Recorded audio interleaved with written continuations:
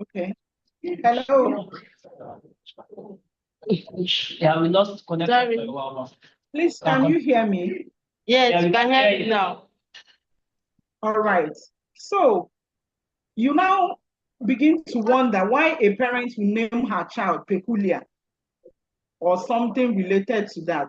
Then we said one of the reasons or the factors that are causing this conventional shift. I call it conventional because it seems everybody is buying into the idea.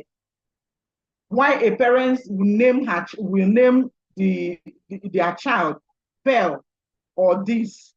So we said one of those things is religion. Religion has made it possible for some Africans and Igbo people inclusive to begin to see their own culture as something that is not worthy, as something to be ashamed of, as something that cannot make you fit into the global society. And then another factor we identified is the influence of social media. People, I give example with the youngest sister in my house, in my family. She came to me one day and said she wants to change her name, that she doesn't feel comfortable answering Eze, that she wants to change it to my daddy's name. She wants to be answering Salvation Benjamin. And I called her, I sat her down, I said, why would you choose Benjamin? She said, because it is it is more social media friendly. That was what she said. Name is going to have. Oh God, this thing is. Hello? Yes, continue. All right. I tried to conscientize her to tell her the effect the change of name is going to have in the nearest future. But she was so adamant. And sorry to disappoint you people, she ended up changing the name. So now she's answering Salvation Benjamin. And when she had issues with her accommodation on campus, I couldn't comment because I am answering Eze and she's answering Benjamin. So we are not related, so to speak. So another thing that we identified as one of the factors that are causing this conventional shift is influence of social media. Sorry, societal trend.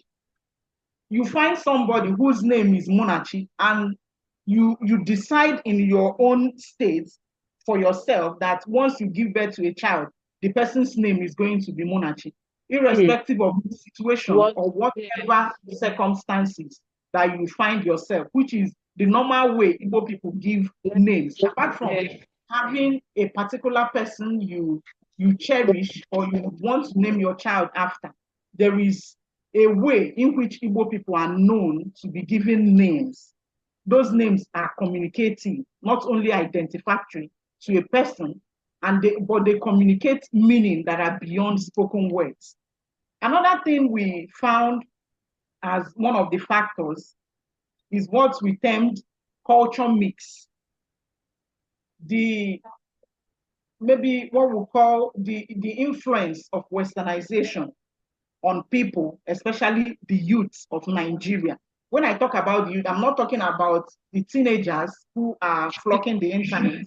I'm talking about those people within the ages of 19 to 30 that are seeing what people are doing and they want to do what others are doing in order to feel belonged. So using a clear example of a character in one of the play tests we used for this study, Odogu, he actually portrayed an average Nigerian youth, a boy or a man, a male in this case, who wants to do things not because it is actually necessary, but because he feels that there is no way he will carry last. He already gave his friends his words that he's going to participate in a particular dance, that is an Abia dance in the play. So he goes ahead to do it, irrespective of the warnings by his mother, his relation, and even his father, because the dance has a criteria that before you participate in the dance, first, you must not have a living father. You must have a son who will take over you. But for him, he feels that since he has gone outside the world, leaving his village, going to abroad to study, and then coming back, he feels that he knows it all. To him, he has a father who is late, and then his two sons are his, based on his own knowledge, without knowing that some things are better left unsaid. But when he ended up participating in that dance, he killed his father, who he thinks is his uncle. And then when he was approached as the chief mourner to perform the burial rites, he was surprised, and he goes ahead to find out if actually he's the son of that man, Okosis. So, but when he got to that place, having been cleared that he just killed his biological father, that the person he's looking, or he was looking up to, or the person that he buried years back as his father, was not his biological father, but his social father. That his biological father is the one that died immediately he did the Abia dance. He decided to question the paternity of the children. And then he found out that the two sons are not his, that is only the girl that is his biological child.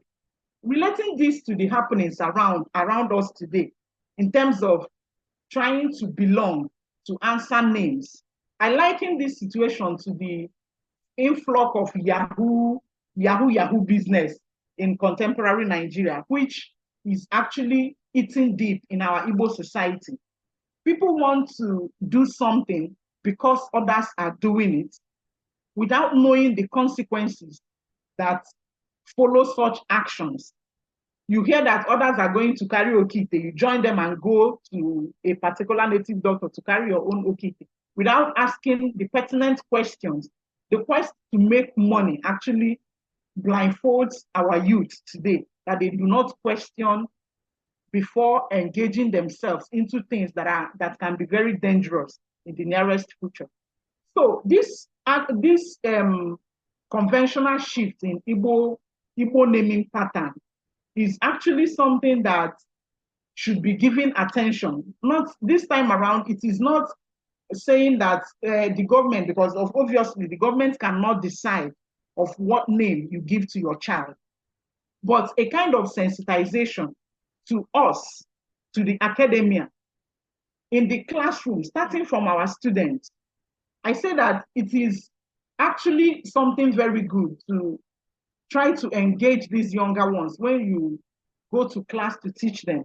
I have that as part of my pattern of teaching. When I enter class, I try to talk and know the trends with my students. We try to gist, in quote, and I begin to tell them things that we used to do in our own days that they do not do now, and the effect it is having on them.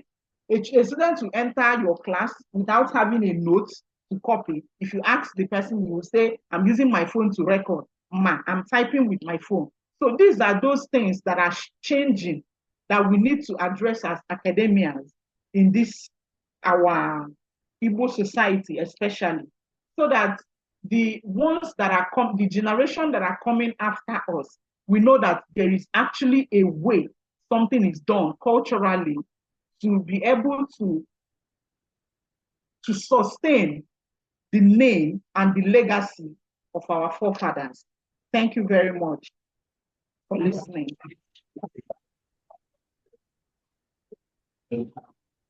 Thank you, Ma'am Eze, for your beautiful presentation. That this naming pattern is something that is really that we should think about. I was discussing this with somebody last time, and the person was saying that she names her children according to the trending names. Well, I know that in Igbo land, in Africa, we name our children from the circumstances like those kids came out from. Like after giving birth, you know the situation surrounding your birthing. But now we name according to, I want to be an Odoku, I want to do this one, I want to be that one. That's how we name. I want my dad to be named. She said that she wants her dad to have the name that she can shorten it and it will be fanciful. But then we don't know the effect all these are having on our culture and the individuals too. So thank you very much, ma. We call on Ma'am Chima Uche Chukwu.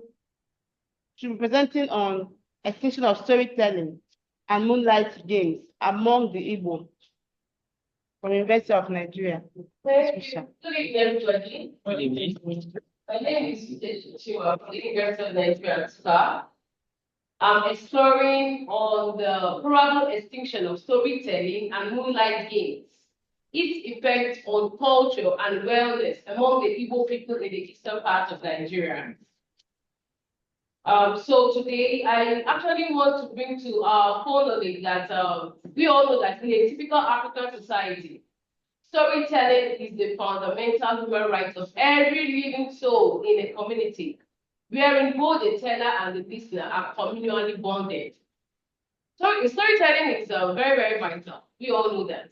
And it's also a source of oral tradition because it's being communicated through the indigenous languages.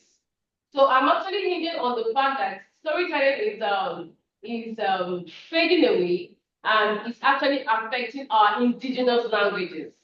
And we all know we can only tell the storytelling. Yeah, people are telling stories, writing the stories like so we can read, so other people can know about our oral culture. But in what language are they preserving the stories? In English. And everyone is getting used to it in English. So in storytelling, the moral instructions are embedded in them, and it makes the young mind in the olden times to be smart, intelligent, wise, and psychologically mature to navigate through the affairs of life. Storytelling is not just the only activity that held the together in the olden time. The moonlight games did extreme wonders in bringing joy and bright smiles on the face also in the Igbo community and the African society at large. The moonlight game is popularly known as Egwu, and it makes up as a part of the tradition of playful interaction of the people in the community at the appearance of the moonlight. And this always happens during the dry season. Everybody is always happy when they see the full moon, and everybody wants to come together and have a very good time. So it's a rich source of entertainment, education, and recreation.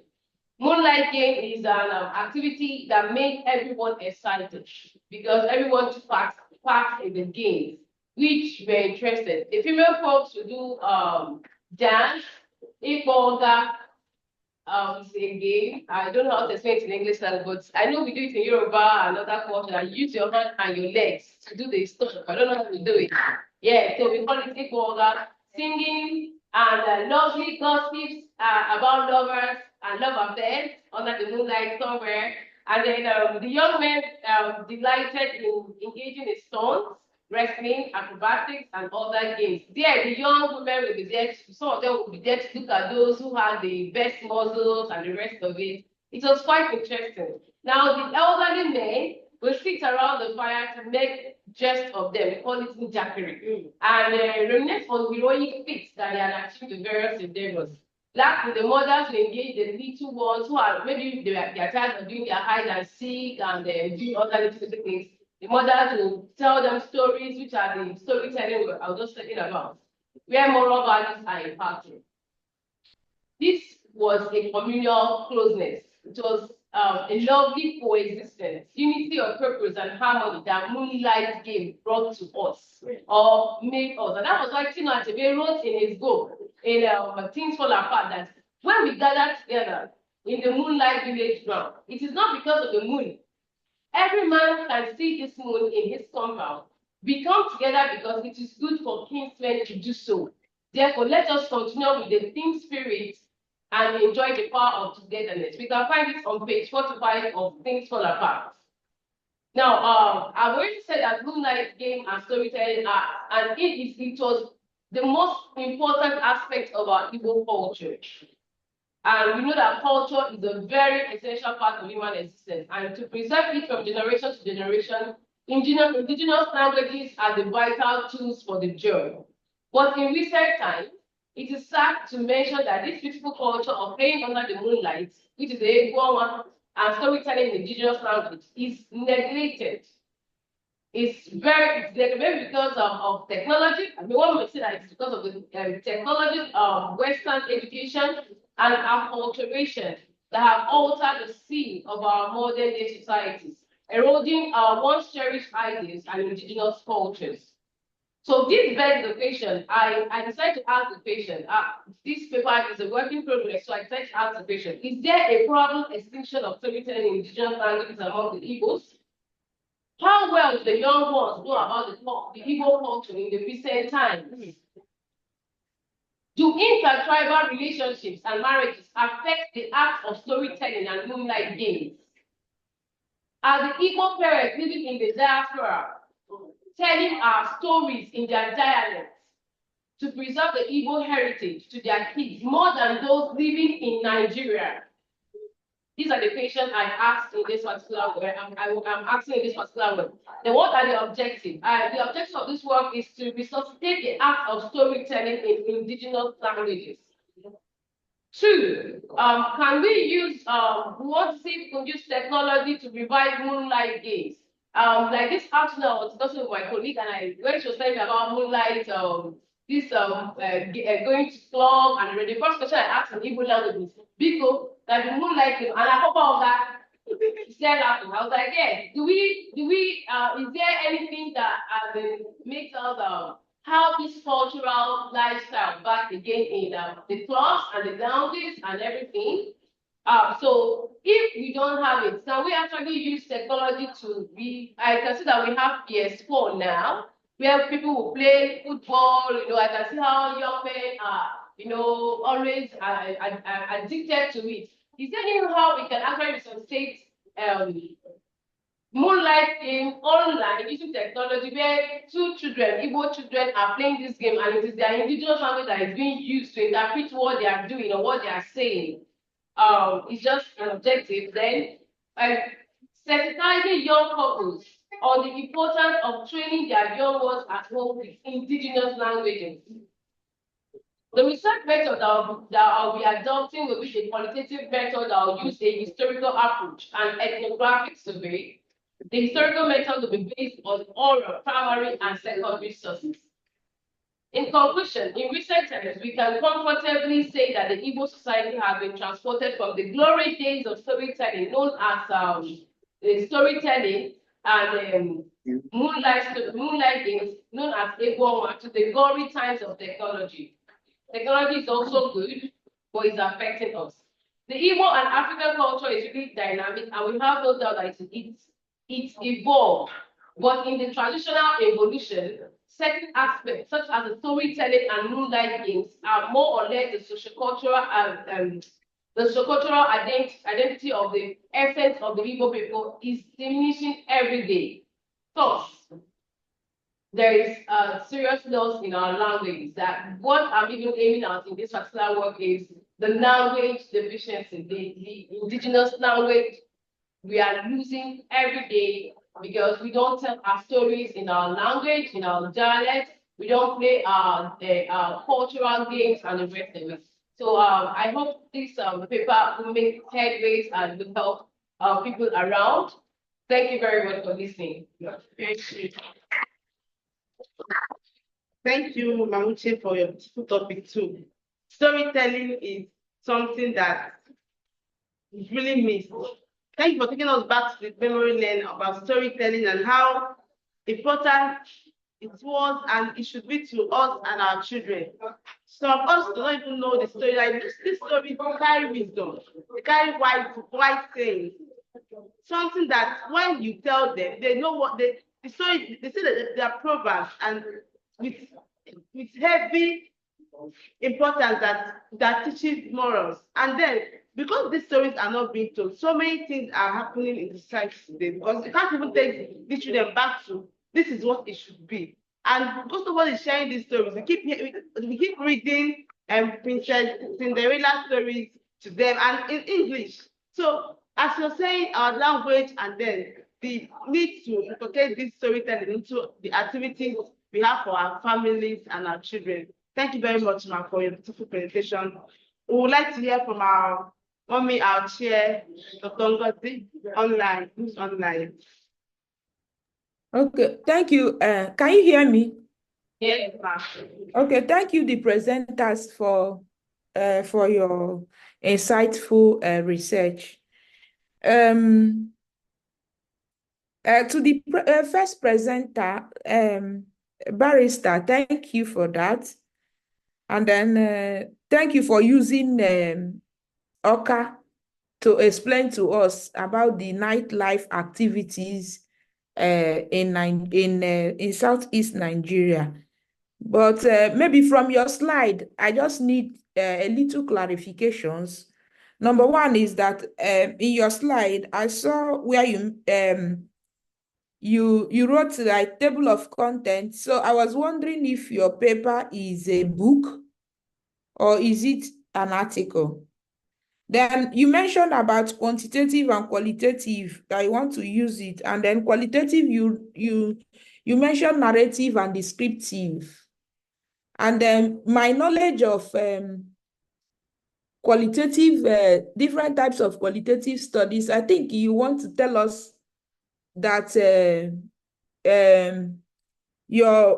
style you adopted, there's something we call it in history, that your work will be descriptive, you will use descriptive and narrative, and you'll be analytical in writing your paper, but not actually that those things are qualitative studies. And the quantitative, like qualitative, there are so many of them, and I really didn't get the type you use, the type of quantitative study you think fits your work. And then maybe I also did not get why you think that you need to use this method, that is quantitative and qualitative study, to write this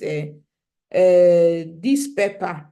And again, your map did not show me the source of your map.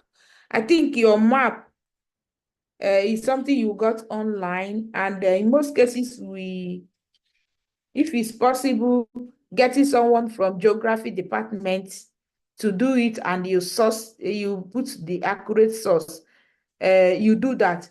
But finally, I like your paper, I like your angle, I like the argument, and please, I will encourage you to take note of the method you want to adapt.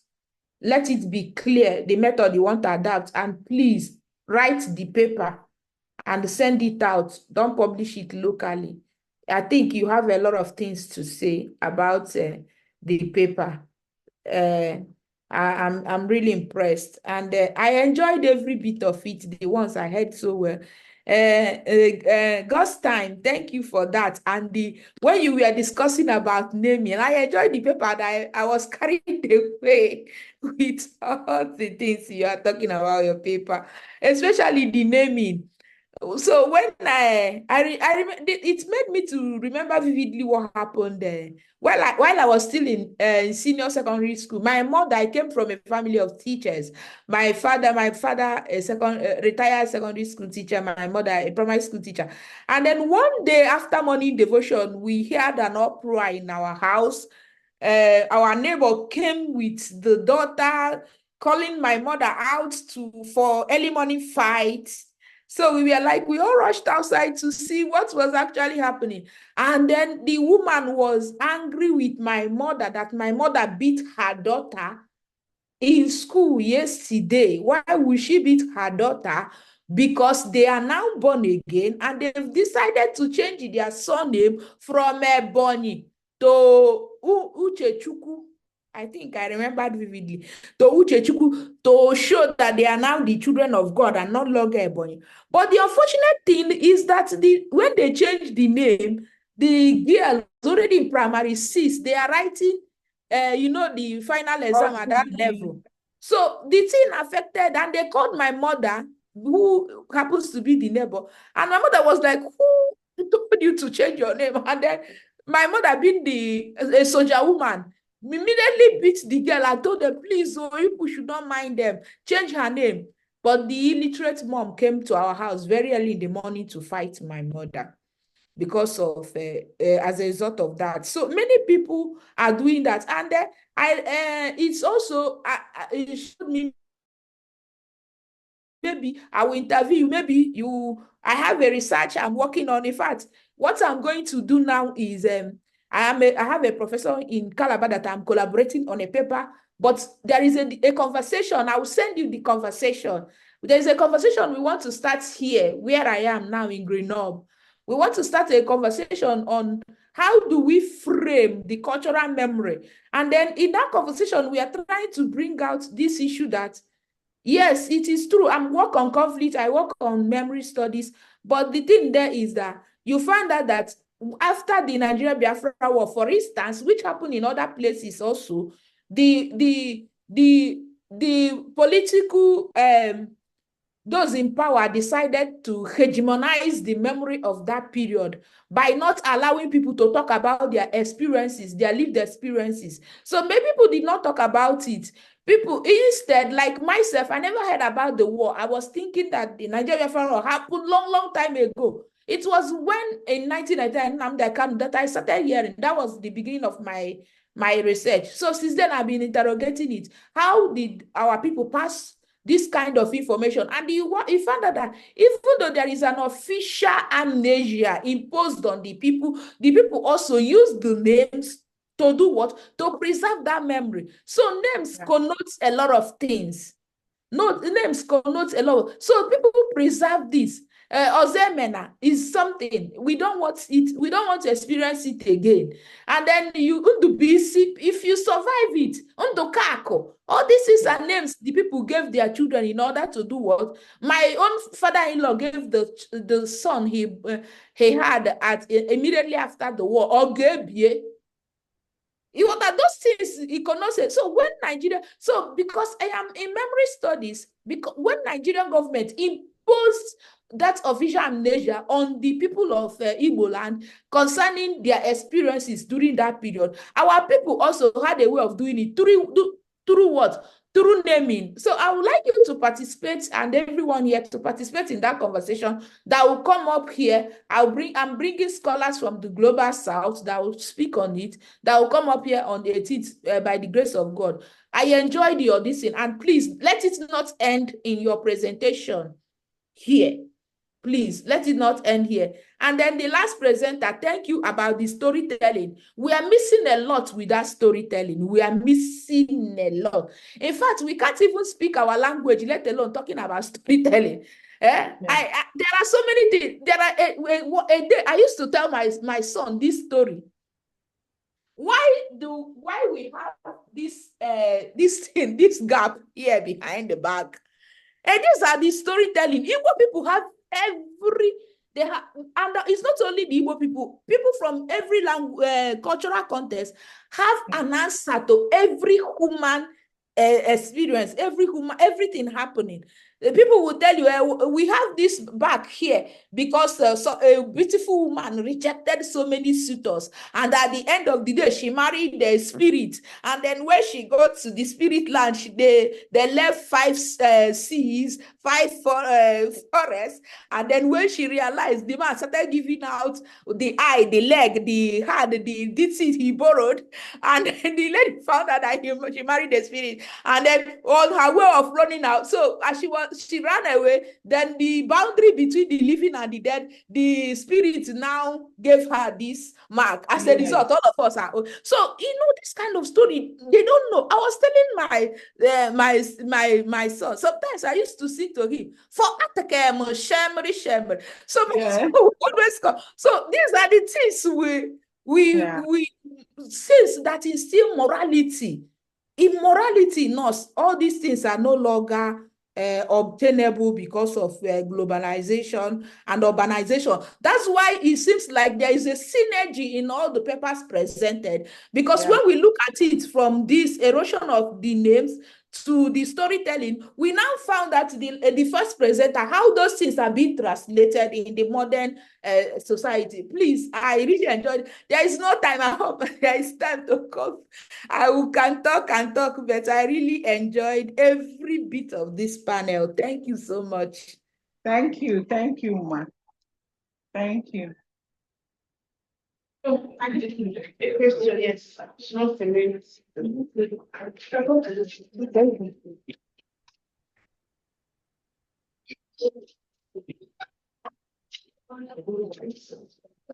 Okay, good evening, everybody.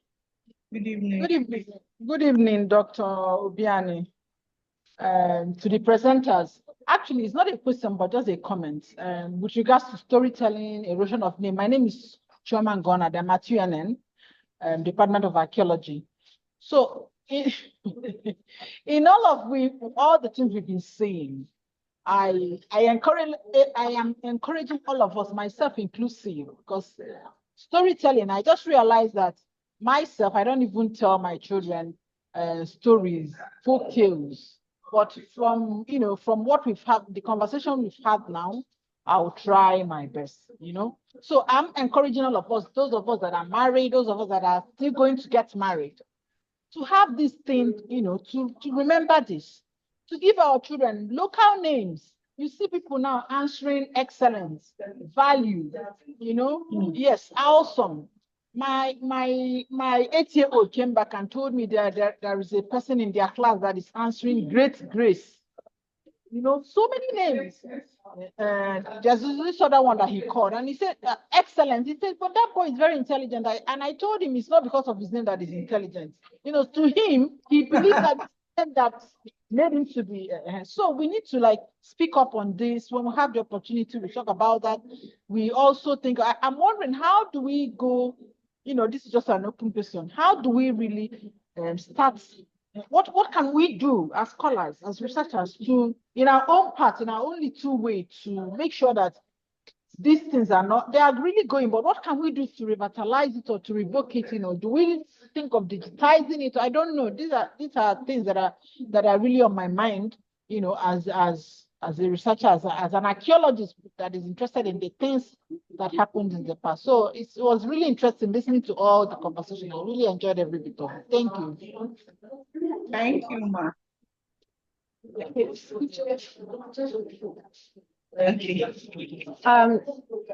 Good evening, everyone.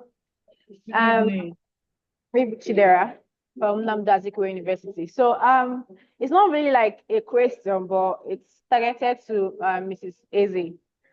I am more affiliated to this naming system of a thing, because my mother personally and stood her ground that she was never going to give us any English name. We have Igbo names, but as time goes on, my sister herself, she has two Igbo names, Onyechi Chinenye. Because of the fact that she wanted to blend it, she had to transcribe her name Onyinye to gifts.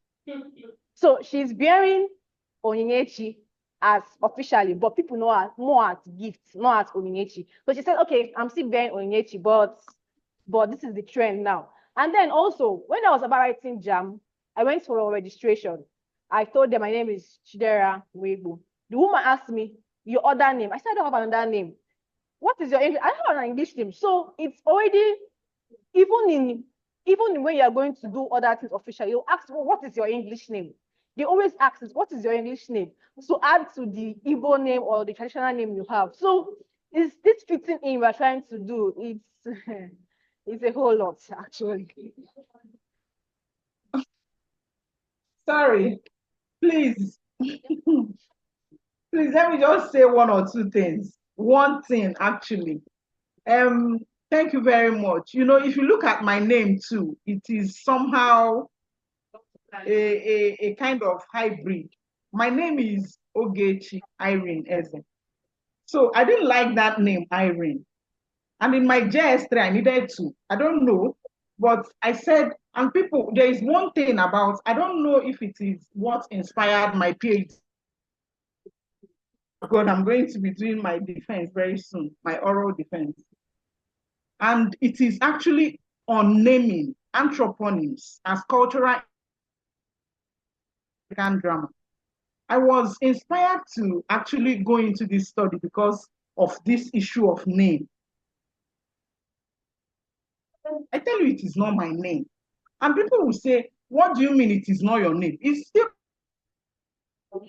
me. That made me to change it to God's time. They now said, well, so why are you now trying to to confuse us. I said, I'm not confusing. My name is Ogechi. She is different from Chukwu. I tell people, and they keep arguing. From my understanding, she is my personal God. Because I am Igbo, and I know that every person in the Igbo cosmology has a chi that is like a guiding angel that is assigned to you to guide you. So when I made this change of name in my JSS 3, my mom was very angry. So right now, what I bear is God's time, Irene Eze. Then my mom said, Mama because I just got married and I am going to do my change of name. When I now do my change of name, I will now answer that thing that I want to answer. May I want. Can have some so that my name is going to come back to me. And the fact that there is this quest to actually do the right thing and then go back to our root. Because whether we like it or not, there is nothing I've tried to do in this life that did not, if I want to do it on my own, it does not work. But when that time comes, that Ogechi, that thing will come seamlessly. And it is applicable in my course of research. The people I interviewed, you find them giving you stories. My mom told me the story of how she gave birth to me. So when she took in again after 3 years, doctor said no the remnants of umejima after umejima miscarriage. That was in Oka that time. So the day she told me this story in 2018 when I finished my master's. And the whole thing inspired me. I needed to say something about naming and the effect name has on individuals, especially in Igbo cosmology. So that is the thing. We need a whole lot of things to actually do as Igbo people and as academics to help and restore our dying culture. Because all this is too much. Thank you very much. I actually wanted to say praise the Lord. Sorry. Thank you very much. Okay, so I wanted to answer her question. She was saying, what should we do as academics, like to, resuscitate this Igbo speaking, storytelling, and naming especially. So the first time I added an English name to my name. I came home, my dad gave me a dirty slap. Because the truth is that we're not born in Nigeria. Every one of us, we're born outside the country, but all of us none of us have a French name or an English name. So all of us have Igbo names. And the truth is that these are Igbo names is working for us. Every one of us is working for us according to the way he will name you. Okay, so the first time I tried putting Lucy in my name, that was, I think, in my WAEC certificate is there. I came home and my dad saw the result and slapped me like, who gave you that name? Are you mad? So when I went back, I had to tell, I said, use your name, be proud of your name.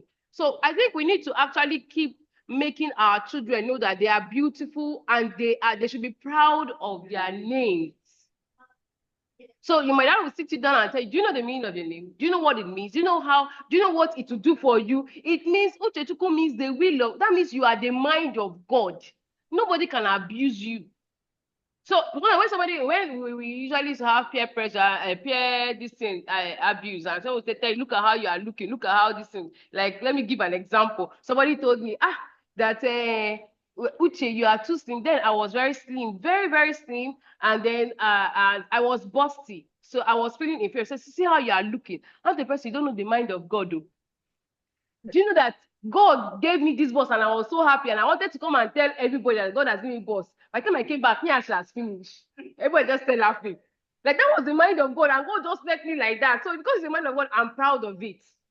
You get? So I always have a reason, something to tell you what my name has done for me. You can't abuse me. You can't body shame me for any reason. Then we need to keep saying this, and then we need to.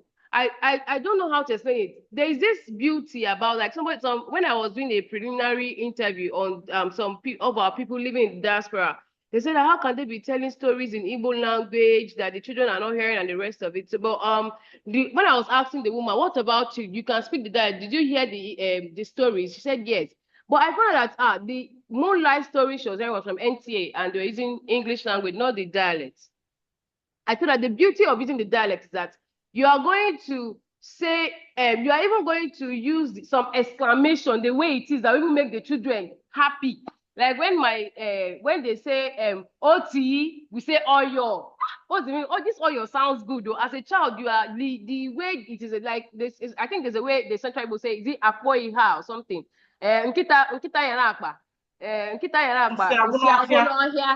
Like Yes. it's so sweet. Everybody will be so happy, listen to the story, and you know, some exclamation in the Igbo language. I'll be like, oh, I have a 3-year-old child. Sometimes when she sees us, she'll say, Gwe, Gwe me. It's an exclamation. And when I tell her stories, I will always use exclamations. So she will always speak those exclamations first, and then she'll start saying those other ones little. So when my dad just died in March. Anytime my late dad calls her, she'll say, Grandpa Gwe me, all the my BCK. Like she just tell my dad, Gwe me, I'm fine. GCK, that's well done. All at the same time. So is the beauty of trying to tell us these things, teaching our children these things, it will actually make our children learn and want to always relearn the Igbo language. Yeah.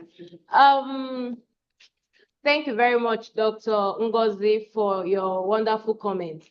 Now, on the issue of methodology, the study actually is used a mixed method, that is qualitative and quantitative. Now, in the aspect of qualitative, it includes, of course, the PowerPoint is limited because of space, so I just had to use a kind of abbreviation to explain it.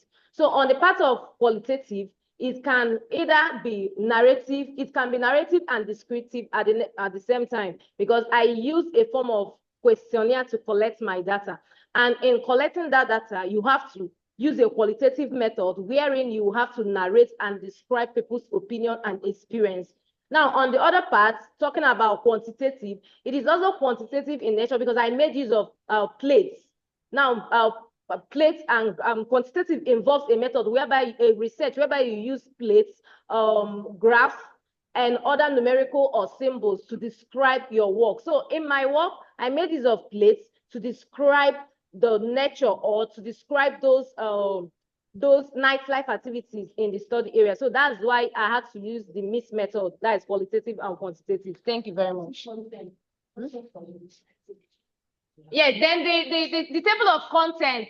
As for the table of content, is to make my PowerPoint presentation simple for me, not for basis of not for the basis of article or whatever. It's just to simplify my presentation for me.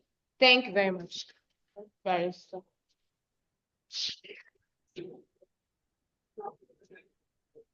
you so much, Ma.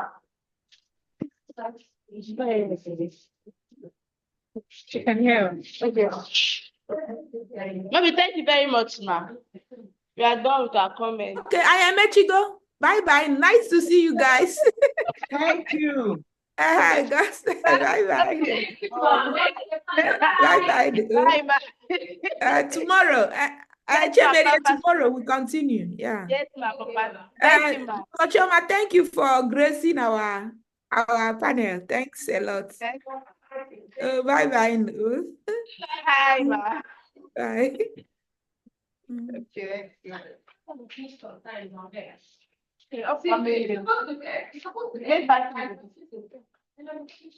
Then this thing you asked about.